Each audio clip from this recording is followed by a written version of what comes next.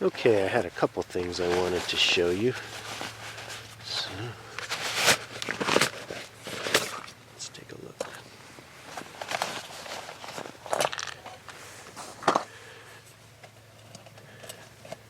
I'm working on a type of strainer for these inside pans. I'm hoping to make something that will help with rice as well as vegetables.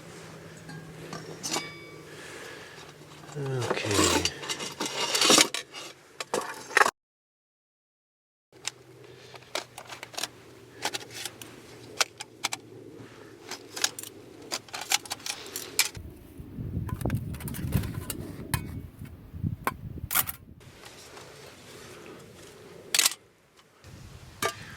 So this is the idea. I use carbon steel balls instead of rocks,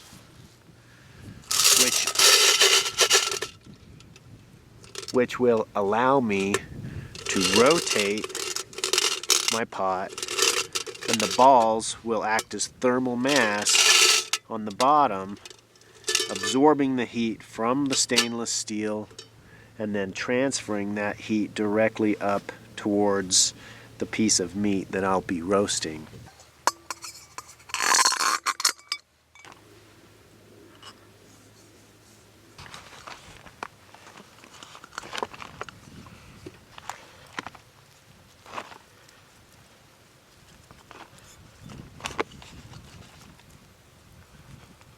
And I'll salt it all the way around. Pretty heavy on the salt. The idea was to have a roast or have a piece of meat that would fit inside of here but allow enough space for the ball bearings to be able to rotate around it. And I think this may actually be too much space. It would probably be better if the ball bearings were closer to the meat, but I think it's worth a try, and hey, you know, what the heck, I've got everything here. So the meat will just go in, and it's actually touching against the back, which is good, you know, and just kind of stabilize it maybe a little bit more.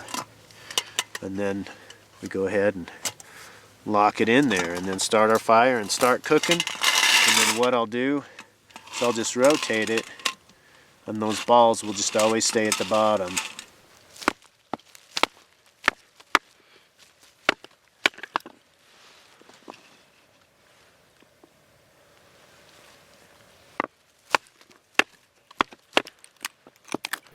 I'm going to try something just a little bit different.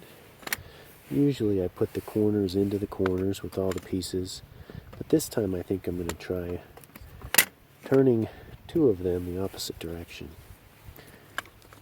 It's kind of a cool looking pattern, and maybe it'll burn in kind of a cool way. I'm going to put them in a different position. You can see I'm going to put them into the Trangia highest position. They're a little bit different to get into place because you have to put them through down here lower. Then it kind of puts them on a little bit of a bind, and then you just flex them until they pop in. Here we have our new and improved Easy Light fire starters. I've actually even put a tougher label on these, and let me show you why. Break it in the middle. It's easy to break, and then you can systematically break it into the pieces, the size of pieces that you want. Once you have it broken up, then what I do is I just cut an opening in the top that I can work from.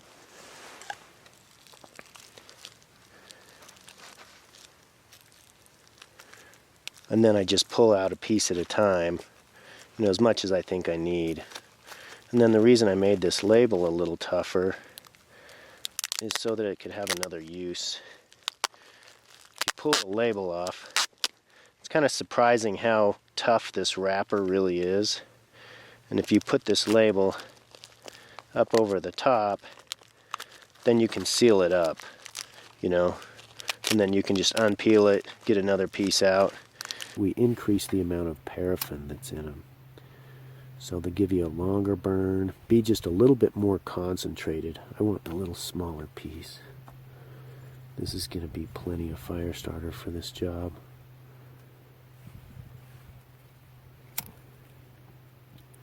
So they're just a little bit more concentrated, which is nice sometimes. That means a smaller piece will burn longer, and it's perfect for this situation where we need this small piece because we need the air to be able to get past it. But we need it to burn for a little while in order to get this big wood started.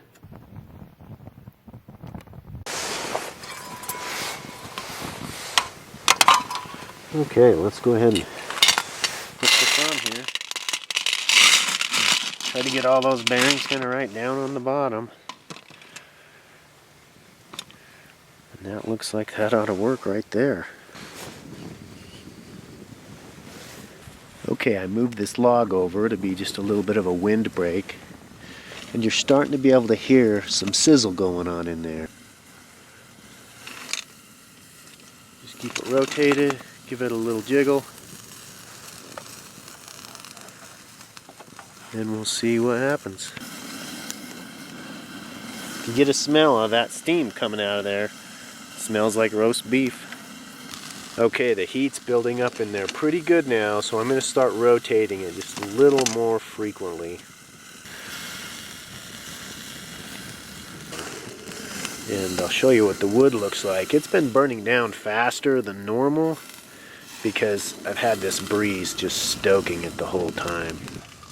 This wood has actually lasted quite a while. It's been about 40 minutes. And it's still putting off a lot of heat, but with only being at 105 degrees, I'm thinking I need to try to fit something else in there just to get it to run for a good long time.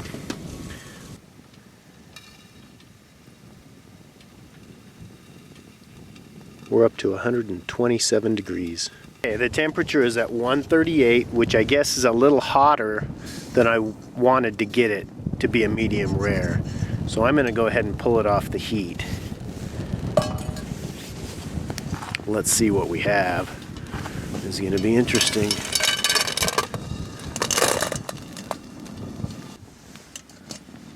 Okay, let's see what we have in here. I'm going to lock on with these pot grabbers.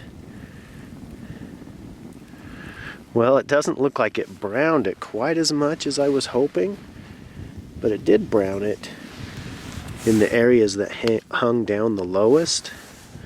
So I think it does have the potential. This is a little bit browned. Let me get another hold of it. So yeah, I'm gonna go ahead and cut it off of there, and let's see what it looks like inside.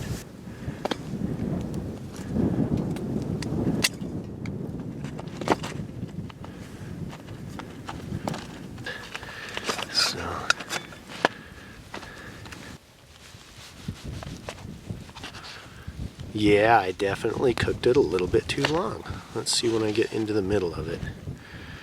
A little bit pink.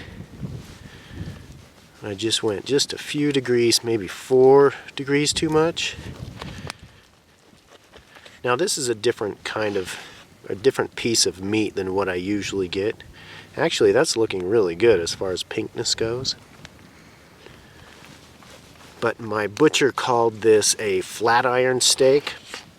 And he said he normally cuts it into half, and then he gets 2 steaks out of it. So he actually cuts that center stuff out of it and then has 2 thinner steaks. But because I wanted one big piece of meat, he thought this would be a really good way to go. And that actually looks really good.